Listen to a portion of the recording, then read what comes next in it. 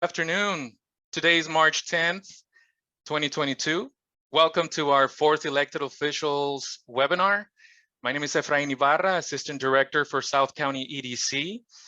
We have the elected officials from the city of Chula Vista today. We have Vice Mayor Andrea Cardenas and Councilwoman Jill Galvez. We welcome them both to our virtual event. This webinar is being recorded, and the recorded video will be uploaded to our YouTube channel, and we will have it available for future viewing. With me, we have Willie Armas, AVP of U.S. Bank and Board Chair for fiscal year 2021-2022 for South County Economic Development Council. And I turn the mic to him to introduce both of our elected officials. Willie, please. Thank you, Efrain, and good afternoon, everybody. Welcome to this elected officials webinar, and we're very pleased and fortunate to have two council members from the city of Chula Vista. We have Vice Mayor Andrea Cardenas and Councilwoman Jill Galvez. Before we have Councilwoman Jill Galvez do her presentation, just wanted to give you a summary of what she has been able to accomplish to this point. Councilmember Jill Galvez has represented Northwest Chula Vista District 2 since December 2018. Over the past 3 years, Councilmember Galvez has focused on fixing the city's budget, hiring more public safety, rehabilitating parks with $9 million in state grant funding, solving transportation and parking issues for seniors 55 and over with $2 million in grants for free door-to-door electric shuttle service, and eradicating graffiti with the West Side, Best Side mural and graffiti abatement program. Councilmember Galvez serves on the board of MTS and the MTS Security Committee, the Metropolitan Wastewater JPA, the Sandag Regional Planning Advisory Committee, the Sandag Bayshore Bikeway Committee, and the South County EDC Binational Committee, and is co-chair for a second year of the US IBWC Citizens Forum. At this time, I'd like to go ahead and introduce Councilwoman Jill Galvez and her presentation. Thank you very much, William, and thank you so much, Efrain. So nice to see you all this afternoon, and what a beautiful day in Chula Vista in the South Bay it is. I hope you all are doing well, and it's nice to see Ben from our Living Coast Discovery Center too. We only get to see you on Zoom. So I'm going to share a very quick presentation before I reveal our most exciting project, the most exciting thing I've ever been involved with. So this is a very, very quick, brief update of just Northwest Chula Vista. So Andrea can cover Southwest Chula Vista. As you just mentioned, William, thank you very much. I've been your council member since December 2018. I'm also a mayoral candidate for the city of Chula Vista in this coming June election. But those are the committees I sit on: MTS Board of Directors, Metropolitan Wastewater JPA, Sandag Regional Planning as an advisory member, and the Sandag Bayshore Bikeway Committee, as well as the US IBWC.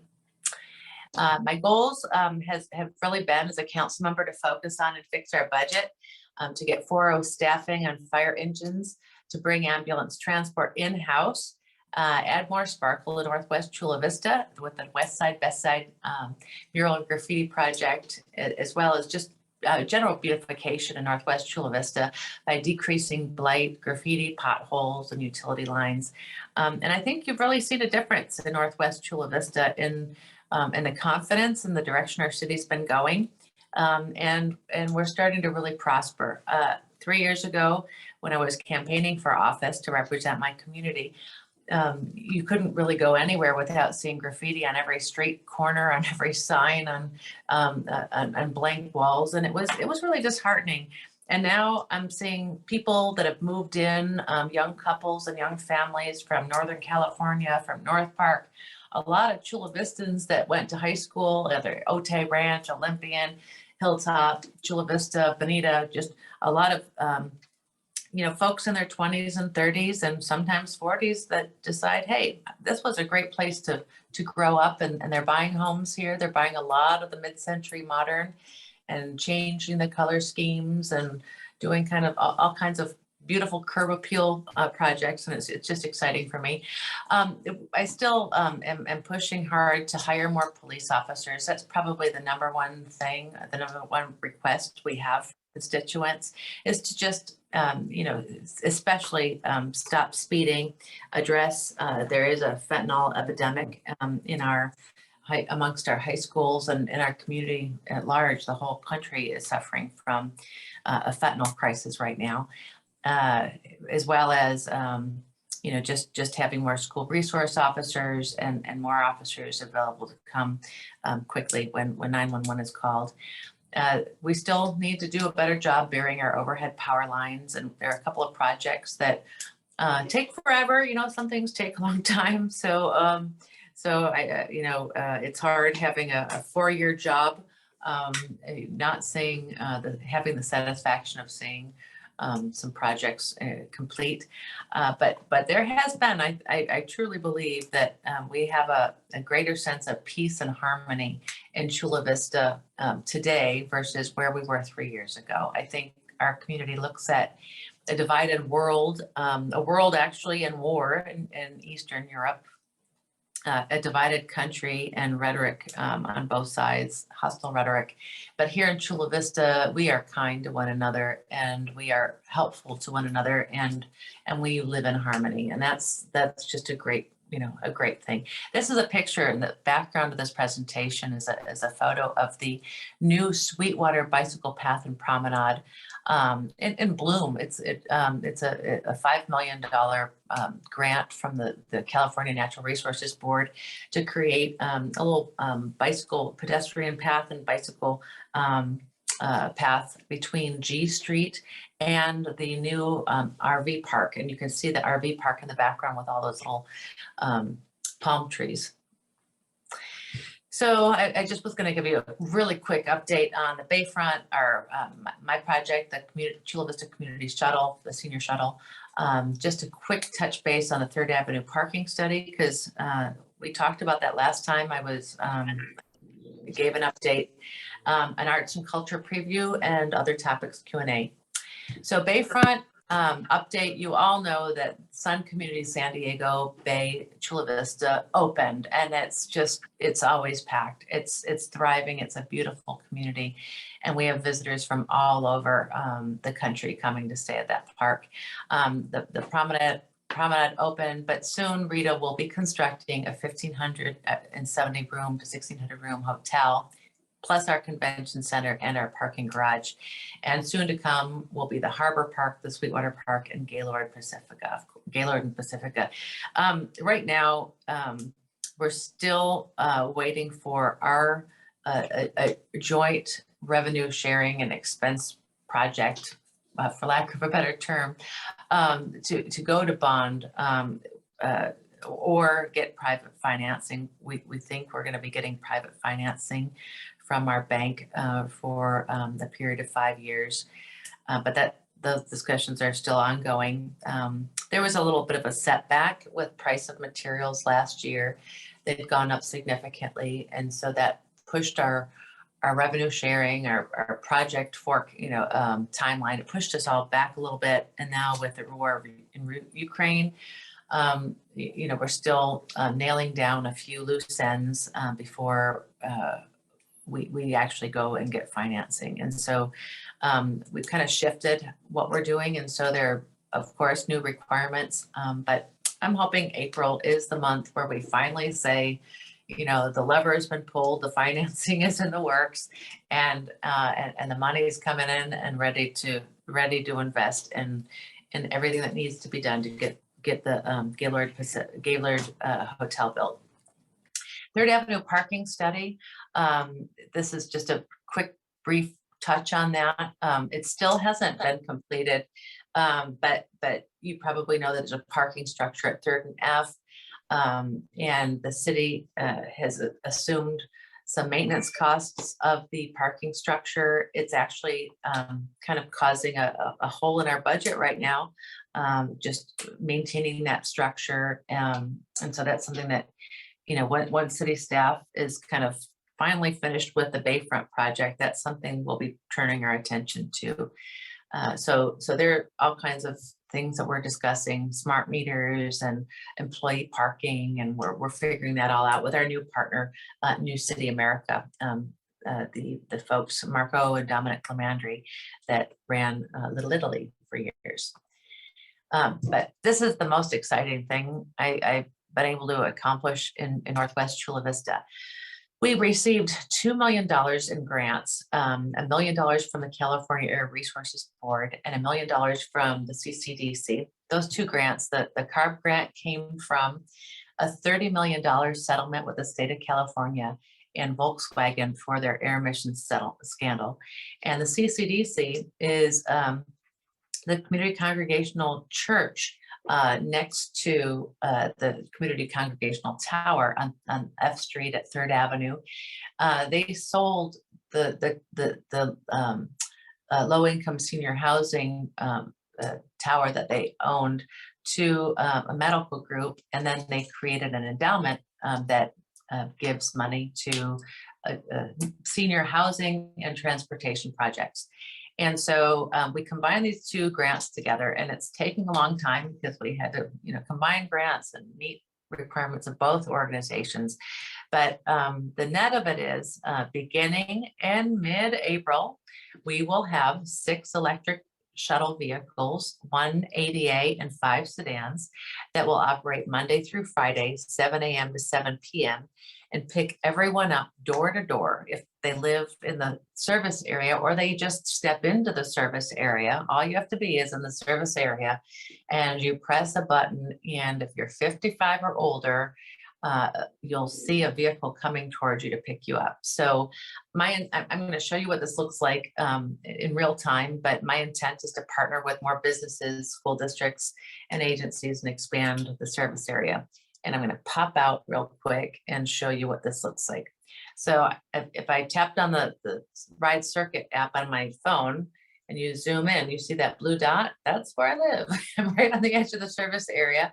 And you could be outside of the service area. And if you just walk yourself or get yourself into the service area, if you're registered and you have this app on your smartphone and you get off of the trolley, or, you know, you happen to be visiting a mall but want to go, you know, across town somewhere, as long as your birthday is before today's date, 1967, the shuttle will come for you. And so at the bottom of the screen where it says coming soon, that will be the button that you press to call a car, and you'll see a vehicle, you know, probably a dot coming towards you. I'm not sure if they have a little picture of a car, what they have to indicate the car is coming to get you, but it's pretty slick. So you can see that the boundaries of the shuttle are the entire Bayfront. So if you're 55 and older, you can be dropped off at J Street on our Bayfront, walk the entire length up to the RV park north of E Street, and, you know, and have the shuttle pick you up and take you back to your car or take you back home. The boundary is basically L Street at 3rd Avenue, where the Carnival supermarket is, and then Sprouts at J Street, and, you know, roughly J Street and 3rd is another boundary. And then another boundary is Hilltop and I, where the St. Mark's Church is. And then finally to the east, the furthest east it'll go is the La Quinta Inn, also known as, you know, where the Denny's is, right in front of there. So, so that's the service area. And if you need an ADA vehicle, what you do is you click on this and you turn on or off the accessibility. And if you have it on, then you'll always get the ADA van, and they're wheelchair friendly. So I'm going to go back to my presentation. So that was the Ride Circuit app. Arts and culture preview. Another pet project of mine is we will be installing a light pole in the median of Third Avenue. And we will be doing 3D projection mapping of, kind of like, has anyone seen the Van Gogh exhibit up in the Delaware Fairgrounds? That's 3D projection mapping software, where you create an experience, an art experience in an unusual place, and it kind of makes the background disappear and it just becomes something. So my vision has been to transform Congregational Towers, which you can see from the bayfront, just walking, outside of the galley, you can see the tower. And this will really be the central beacon, kind of showing everyone on the bayfront where our Third Avenue is after dark. And it's my hope that we also light up the other side of Congregational Tower so that East Chula Vista also knows, that there's something fun and something in store for them and their families on Third Avenue. We opened up I hope you've all visited by now, the Chula Vista Library deck. That was a project of Mayor Salas's, and it's just lovely and beautiful and underutilized because we did a ribbon cutting during COVID. But now it's very much utilized, and it's just a pristine and tranquil spot to go have a cup of coffee and sit outside of our library and view Friendship Park. We will start to have art walks and lectures and art exhibits soon. The city just announced, actually last council meeting, that we'll have $400,000 to be given away from our CARES Act funding in cultural arts grants for murals, performances. Businesses are welcome to submit applications. Chula Vista artists are welcome to submit applications, but we really want art out in public spaces, either performance art or something visual. And that grant money is basically a backlog of the years that we weren't able to collect revenues from the North Island Credit Union ticket sales, which generally fund our arts grants. So that's a few years of that lack of funding. You all have probably heard, and hopefully you'll have a presentation by the new management of TAVA, the Third Avenue Village Association. New City America has taken over the management leadership of Third Avenue. And our executive director's name is Dominic Lamandry. He's the son of Marco Lamandry. And members of his team are from Chula Vista, born and raised, and they worked their magic in Little Italy for 20 years, and now they're turning their attention to Chula Vista. So Taste of Third is coming up week after next, and of course, St. Patrick's Day is coming up, so please visit Third Avenue.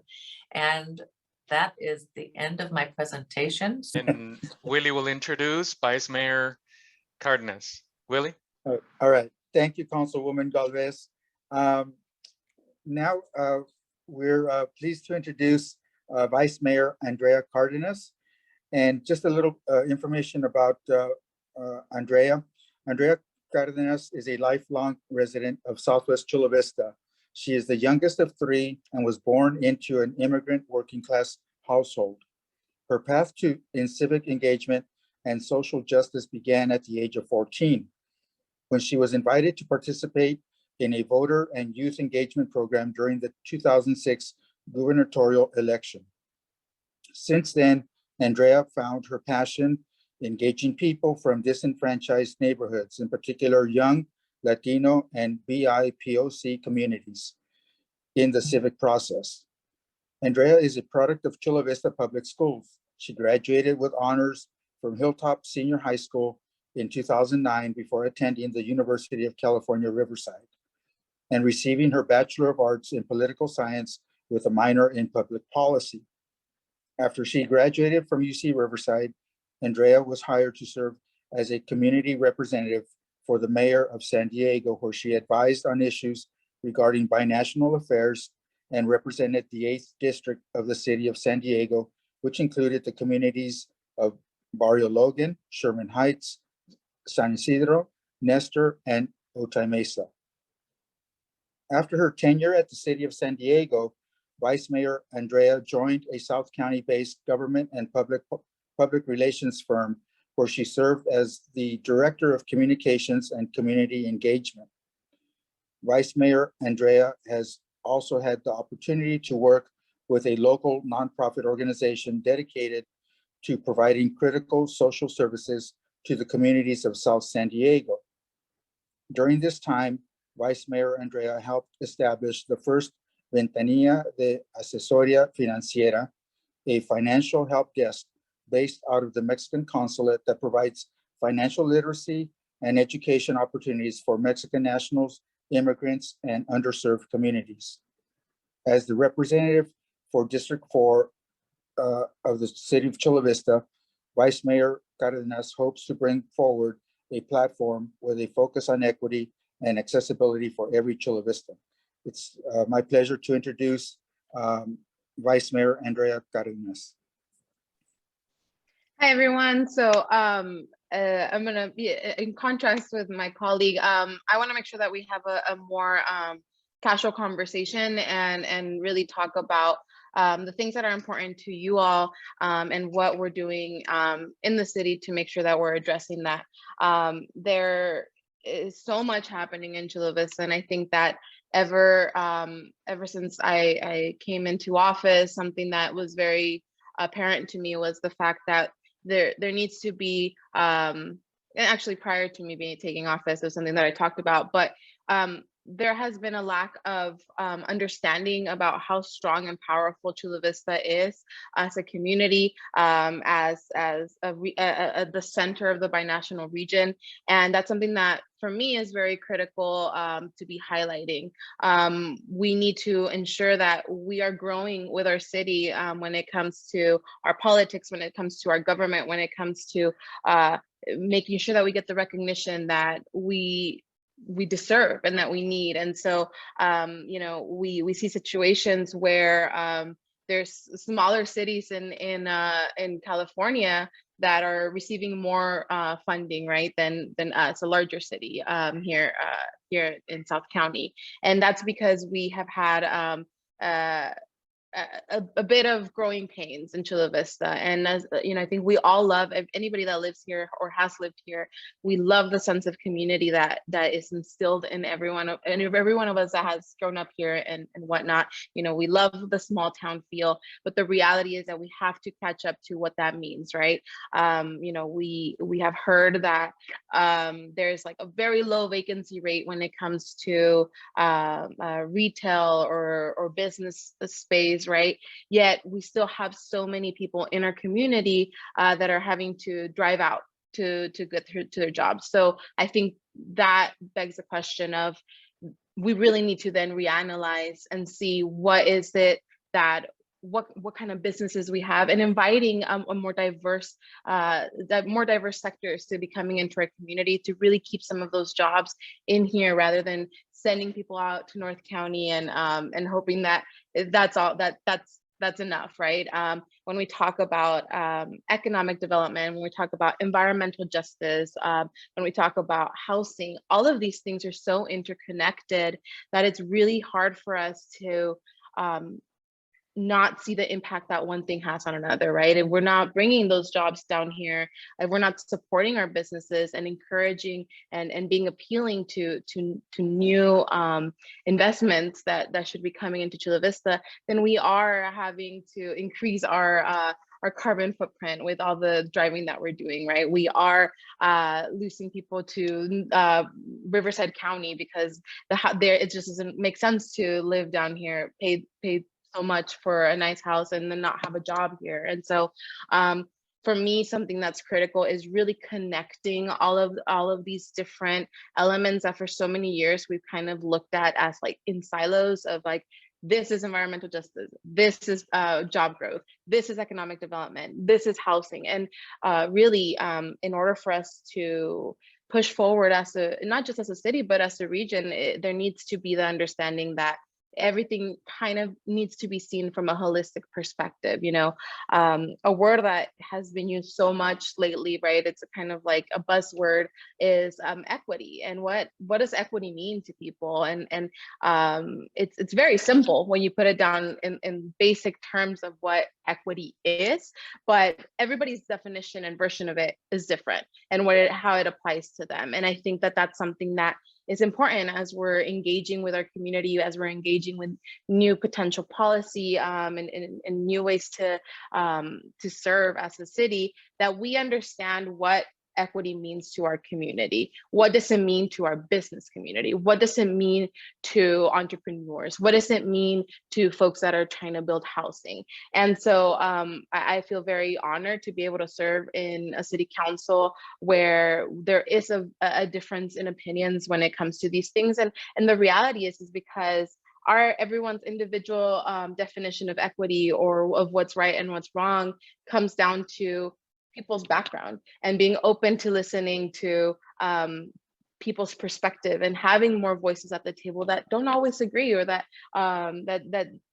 will bring a different lens. And so I'm here to answer questions. I'm here to have an interactive dialogue with all of you. If anybody has any, I'd be more than happy to answer. And I know Councilmember Galvez would as well.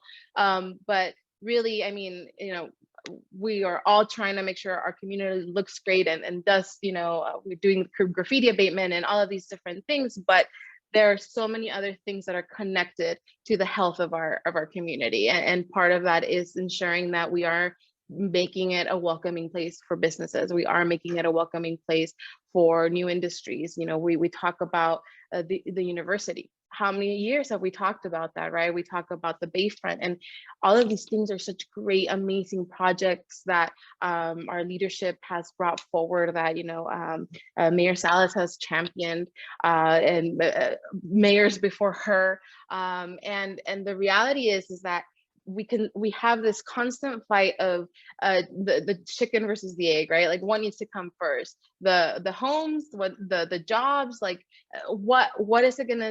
what's gonna make it complete? And the reality is that we need it all. And so how are we gonna do that? It's by having engaging conversations, thinking on a regional level, making sure that we are communicating with our partners to the north, that we're communicating to our partners to the south, that we really are at the cusp and at the center of all of the decisions that are being made, rather than taking a back seat to that.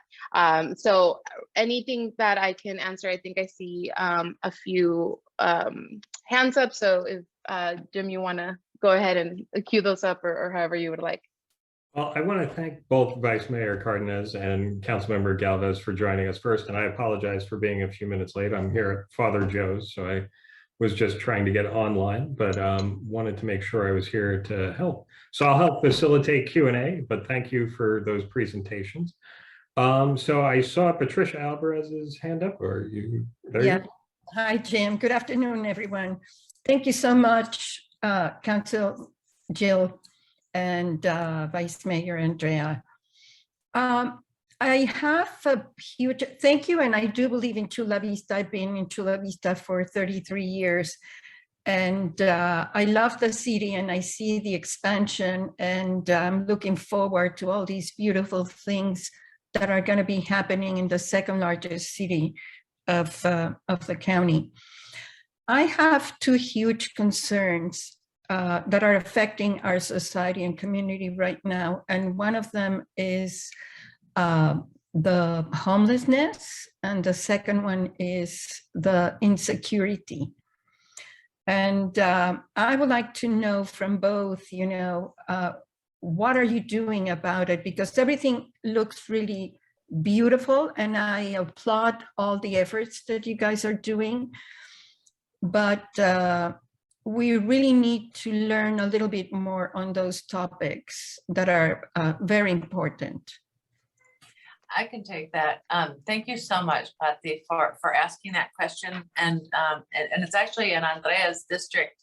Councilmember Mike Diaz and the mayor 3 years ago, I think it was maybe 2 years ago, they identified a spot that would be entirely appropriate for for us to help shelter the unhoused. And at that point in time, there was an offer by the Lucky Duck Foundation to provide a tent shelter, a sprung tent shelter. And for various and sundry reasons, that didn't prove to be optimal for us. But during that process, we revised what our plan is as a city. And our plan is coming to fruition in June. I think it was supposed to open in March, but there's always delays. You never know what you're going to get in this new post-COVID economy or coming out of COVID economy. We're getting 66 pallet units, which are little tiny houses that you spring open that are climate controlled with a lock and a roof and beds inside. And they will house up to 138 individuals. They don't have bathrooms or kitchens. There'll be 2 multi-purpose room or facilities separate from the homes. And those will have kitchens and bathrooms and showers. And we will be going out to bid for a social services agency to be on site and help manage the program and give the unsheltered the stability, the guidance, the support, and the direction that they need.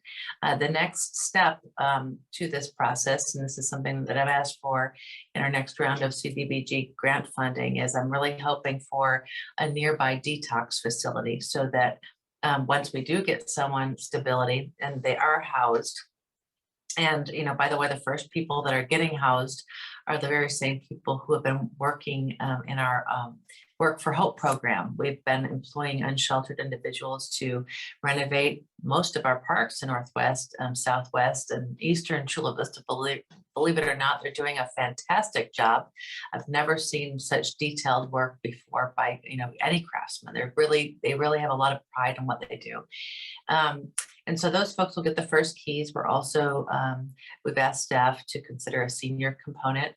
And if someone should happen to, get their life, they're starting down the path of recovery, starting down, down the path of reintegrating. And sometimes people might, have a substance abuse issue that resurfaces. I think it's important to have nearby facilities so that folks can keep their families, keep their pets, keep their belongings in a place and have somewhere to go to get healthy that's very nearby. Because the individuals that will be housing, the 138 individuals are, very fragile. They're fragile. They're going through something tough, and the space that we've identified, and it's taken a while to get through land swaps and coastal conservancy issues, but the space that's reserved for them is the former staging area for the Otay Valley Regional Park, which is just south of Main Street off of Broadway and Favor. So you know how Broadway kind of hooks east and kind of turns onto 4th Avenue, way down south of Broadway, south of Main Street. The next street down is Favor, and that's where they'll be. So I think this is transformational. It's better than anyone else, what I think anyone else is doing in the county. And the pallet units they come white. And we hope that the new residents with their new painting skills and their craftsmanship can take pride and own their spaces and decorate and make a beautiful village that will be a beacon, of hope for them. So, Andrea, would you like to add something? I drove by there not too long ago, and I keep driving by and hoping and, fingers and toes crossed for the grand opening.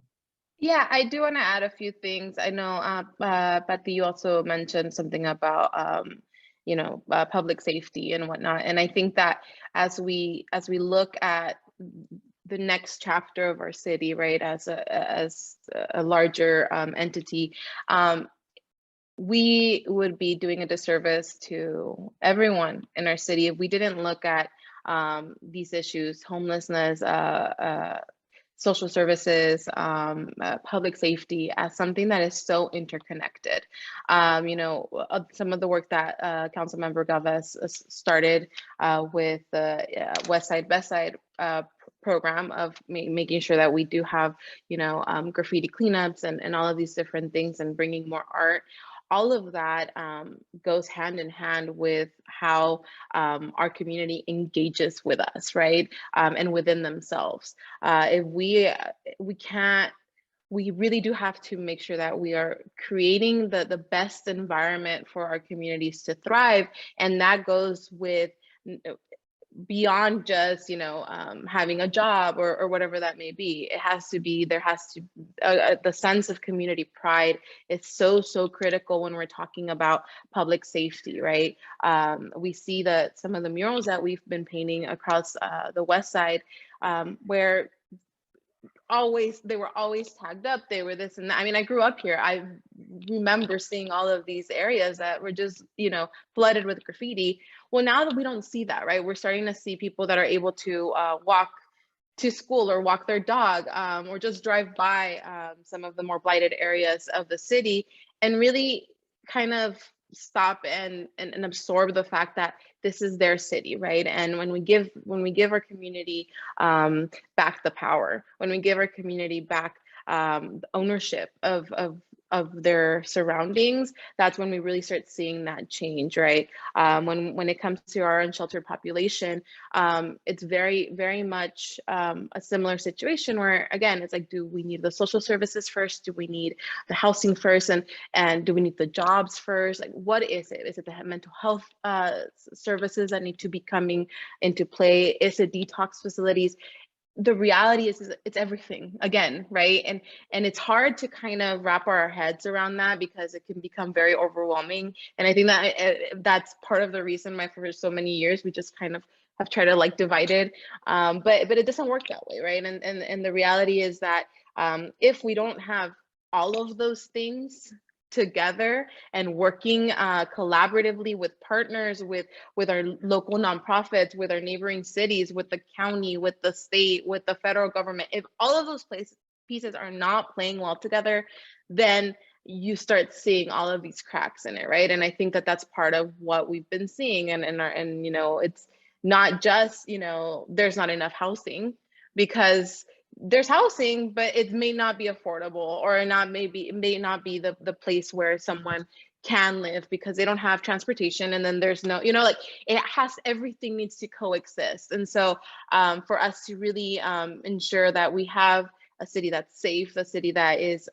culturally vibrant like our community, we really need to go back to the basics as well of making sure that we have more library hours, that we have our rec centers are offering programs for the community. All of these things are so critical and so important. And I think sometimes we think of big swooping change rather than going back to the smaller things that also make up what a community is and where a community wants to be. So for us, it's very important to kind of get that feedback from both the people that want to come into our city and the people that have been here, that can give those different perspectives. And so again, homelessness and public safety and all of these things, they really lock into something that needs to be partnered with in order for us to have a city that is top tier, have a city that we all love. Chula Vista, like there's no doubt about that, right? I know that we all feel very strongly about it. And if you grew up here, if you don't, if you're a transplant, whatever it is, there's a sense of love in our city that I'm very proud of, and I'm very proud of to serve in. But how are we going to get to the next level, right? Love is not always enough. So part of it is making sure that we are working with folks in other sectors and with all of you as well. Well, along those lines, and before I get to my next question, I do want Thank to you. thank Mayor Salas for joining us as well. So thank you. I saw you on there. But I also wanted to, you mentioned our love of community, and I think everybody from every business, resident, everybody agrees that our community is most important to how we all succeed and thrive. So along those lines, how can the business community partner better with the city when it comes to, helping get people back to work or back into the system and working more diligently together to make sure the quality of life for all continues to rise? And I guess we could start with Vice Mayor Cardenas because you're unmuted. Sure. I think that's an excellent question, and I think those are the questions that we fail to ask often, right? It's like, how can we actually work together? And I think part of our responsibility as electeds and representatives, as well as the business community and everybody around, right, nonprofit sector, all of these different groups of interest, if you may. We all need to see what is it that's missing, right? What is it that's missing that maybe I can provide? In everything I've ever done, and I've always done something that is called like a resource inventory, right? It's like, what do I have? What am I great at? What am I not great at? What can I give to someone, or what can I offer as a resource? And what do I need to make up for that, right? And so, for example, even like in choosing the people that work with me at the city, I was very much like, okay, what are the things that I'm not the best at, right? Like, I have ADHD, so I'm always scatterbrained. So I need somebody that's gonna like sit down and like help me with my calendar, that's gonna be able to do all of these different things. And I went out, I searched for that person, and that person works with me now, and she keeps me sane. I would be lost without her. But the point being that we need to acknowledge what it is that we can provide one another, and just be willing to have that conversation. That question, that is the first step, right? It's very much like, hey, is there anything that that is missing, right? Like, is there anything that we need more education on? And then, okay, well, what kind of workforce is your business looking for? And do we need to be promoting more education on that front so that you have the workforce locally, right?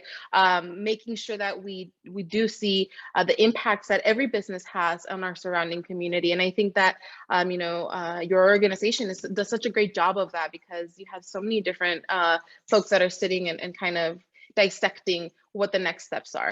So I think that the very first question is asking that, right? And what is it that can be done? And many times it's just asking your surroundings, making sure that your employees are thriving as well, because a lot of these folks are folks that are living here. And Councilwoman Galvez, would you like to share some thoughts? I think she covered it, but would you like, is there anything on? Oh, absolutely. I think both of you mentioned the Bayfront and everything that's exciting that's going on there. And with Sesame Place coming in on the east side, we have a real sense of placemaking happen here. And what do you see the city doing to help push that to the forefront and make this a really attractive proposition for those that aren't familiar with what's going on in Chula Vista? And obviously the business community is here to help support that, but I'd love to hear about the cities.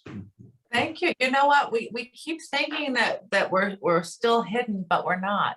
We just were named, one of the top best places to live again, one of the top best, safest cities. I've been precinct walking because I'm running for mayor, and I'm meeting all kinds of new young families that have moved into Chula Vista, and they're from Sacramento, they're from Menlo Park, they're from all over. And I said, what brings you to Chula Vista? And they said, I heard about you, or I met someone in college that's from Chula Vista, or I visited once and, hey, that's a really nice place. And today, literally, a man that relocated to San Diego from Hawaii. I had a business appointment with him, and he said, you've got to, when this campaign thing settles down, you got to take me out, because this is a really charming village. This is really beautiful. And I think it is coming together. I think that we're starting to turn the corner, and I think we're going to know that we've turned that corner when Sesame Place calls itself Sesame Place Chula Vista, not Sesame Place San Diego. And the same with Sun RV, and the same with the Gaylord. They're all going to go. Our place will turn the corner. The Elite Athletic Training Center, we're still known as the San Diego Olympic Training Center. So all these places that we have in Chula Vista, I think we'll know that we've turned that corner when they actually use our names. So that's my hope. Did that answer your question? Or oops, you're muted. I want to add just very quickly that I think another thing that is going to be important as we transition into what this new Chula Vista is going to be, right, new and improved with all of these new facilities and all of these changes that we're seeing, is also catching up to what is needed, right? We've had the amphitheater, we've had some version of a water park in that area for a very long time. But if you go, I mean, I live down the street from there, and there's very limited options when it comes to food, or like a way for people to like really engage with our community and not just come in for those attractions, right? And I think that that's something that the Bayfront is going to do great at, making sure that it's a very complete kind of project. But when it comes to these other entertainment centers that are in the city, is making sure that we have an ability to also retain people, that they come and they see all of Chula Vista, that is not just an exit off of Main Street and straight to where they want to go and then they get to leave. We want to keep people here. We want them to invest their money in our city. And really, again, it goes back to the diversification of businesses and folks that we're having inviting in the city. I appreciate that. And, you know, one of the exciting things, council just signed several agreements to help with the attraction of a university here. Could each of you share, you know, kind of the vision that the council came to on, you know, maybe timing, what we can expect the university district to look like, University and Innovation District, sorry. I'll let Councilmember Galvez take this one because I know she's very passionate about it. Thank you. So actually, last council meeting, we contracted with a new partner to actually help us work on some of the more complicated land use and entitlement dealings that we hadn't frankly sorted through.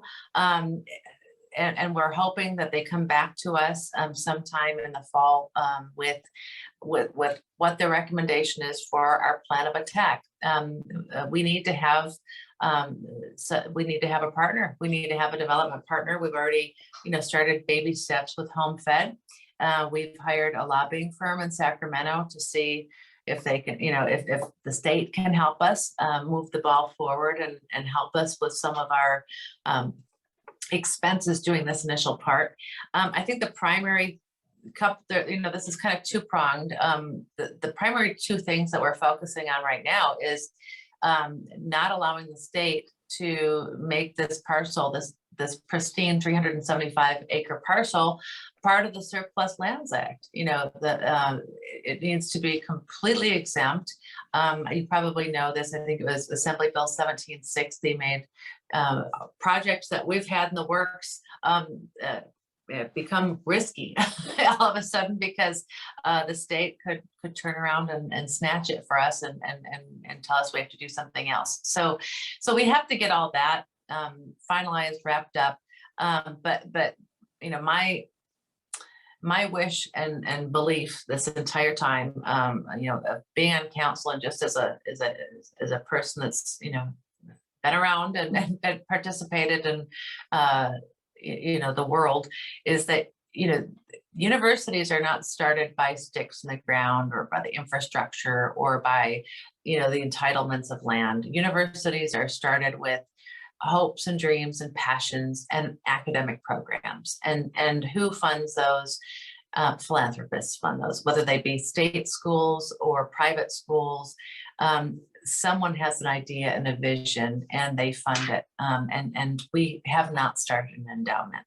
And shame on us, that's something that we absolutely should be doing, is starting a Chula Vista University Endowment Fund where we can help start, you know, begin the process of seeing what belongs to Chula Vista and who's willing to help us on that journey of making that happen for youth, for young people, you know, furthering their education so that they can contribute back to our society. So we think it's technology. We think it's something with the binational region. We're, you know, as you know, there's a third border entry point now where it's adjacent to the 125. It's the perfect location next to, near the Olympic Training Center, the Elite Athlete Training Center. Everything's just right about this university space and right for Chula Vista. And that's something that I'm committed to do is start that endowment and move us forward and actually and make that happen. We also have some CARES Act funding coming, and hopefully we'll be able to allocate some of that CARES Act funding to developing the unsexy part of the university, which is, the grading of the land and the storm drains and the, the sewer and roads and things of that nature. And I think that's very appropriate for us to invest in the infrastructure of the space so that when we do land a big fish or a major endowment, and I'm confident we will do that, that the academic program can swiftly follow. So that's just my thought. Andrea, do you have any thoughts on that? Yeah, I want to say that something that's very important to me as we continue to make this university district happen is that we really take into account and take note of our region and what kind of industries we want to bring in, right? When we are in a binational region and we're not taking, I guess, full advantage of that, that's something where to me it just feels like a missed opportunity, right? And so when we're looking at what we want, not tomorrow to look like in Chula Vista, but the next few years and what it's going to look like for future generations, we have to be investing and trying to pursue something that's unique to our city, something that's going to actually attract students, right? And it's going to attract funding, something that's not easily seen somewhere else. That's something that we can provide that someone else can't. We have, UCSD that does a lot of the sciences, right? Which is awesome and it's great. We have SDSU that does a lot more, social sciences and whatnot. But at the end of the day, if we really look at where we're positioned, it's such an incredible spot to be in, where we could really be inviting of what a binational region should and can look like. We want to, make sure that we're keeping up with the tech industry, but there's so much innovation that's also happening on the other side of the border. How do we incorporate that? And I think that that's a lot of our questions is how do we incorporate all of these great facets that and the great position that we are in to making sure that when the university happens, because I also believe it's going to happen, when this happens, it's not going to be set up to fail. It's not going to be set up so that it's just this big ribbon cutting that we're all excited to go to and attend and say, yay, put a feather on my cap. But really, it's something that's going to bring real progress to our region, to our area. And that's really going to put the city of Chula Vista on the map in a big way, right? I don't think that there is the capacity for any other border city, even though we have that part that's San Diego, to really take advantage of the situation and the region that we're in and the partnerships that we've built over generations. And so that's something that for me, as we move forward, when we talk to our lobbyists that are helping us in Sacramento, that is something that's key and critical to me, making sure that what we are investing in, that what we are bringing in is something that is going to build so much more for our future generations. I appreciate the passion that both of you show for it. Education is so dear to my heart. So I stand with you and we'll help in any way we can, obviously. In the final, we could probably give each of you a minute to kind of answer this because we want to get everybody out of here on time. But, as we've all seen, the past 2 years have been obviously difficult for many and most. And we've all learned different ways of doing things within our business and collaborating in different ways. What positives, changes have you seen with the collaboration between the city and constituents, whether that be residents, businesses, and how will that carry forward going now that we're coming, hopefully, through the worst of this and we can all go back to a more normal? What learnings will we take from that and be able to operate as a more cohesive community? I think that, sorry, I'll just jump in really quickly. I think that, look, Chula Vista, specifically my district, we were the most adversely affected during the pandemic. And that is the tragedy behind that we can all, feel. But aside from that, I think what this pandemic also did, right, this time kind of shutting down, was also give people some time to reflect on their role within, their community, on their role within their own business or their own sector. Because in that moment, we really were able to say, okay, how am I going to thrive? How is my business going to be running functionally if the people around me are not, right? And I think that it is not unique to just the business community. It's also, there was changes being made to how we see education, how we see the importance of technology, the digital divide, all of these different things that really made us kind of have like an internal dialogue of what is it that I can do? What can I provide? The conversation of what is it that businesses can do to support the city and the community.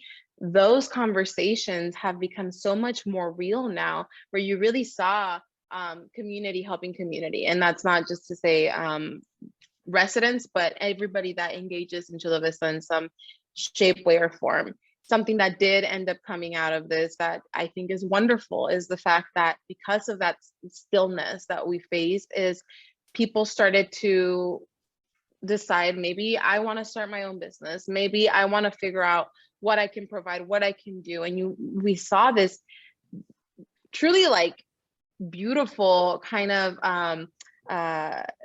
race and people really, I want to sell coquito, right, for Christmas, or I want to I make tamales, or I make burritos for breakfast, all of these different things. And you saw all of these groups coming together on Facebook and whatnot that were really encouraging of each other and really helping folks find an audience for their business, even if it's small. That's how all the big ones start, right? Everybody, we talk about like all these big companies, they all start in somebody's garage or something like that. Like it really does come down to that.